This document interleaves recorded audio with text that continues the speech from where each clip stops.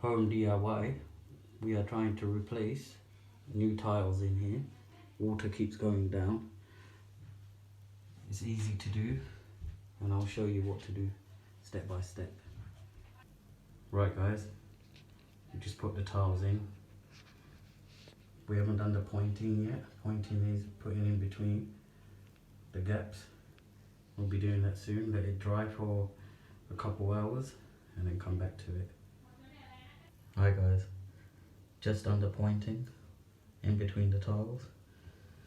What you do is just, you have a tool like this,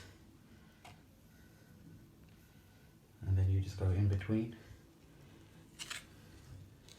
and just push it in. Don't worry about the excess, because that will slowly come off by water. And that's how you do pointing. I'll show you the finishing once it dries. Alright guys, this is the finishing job.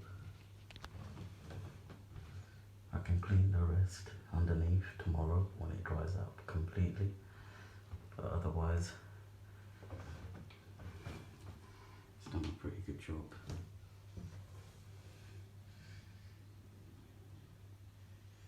I'm impressed with that.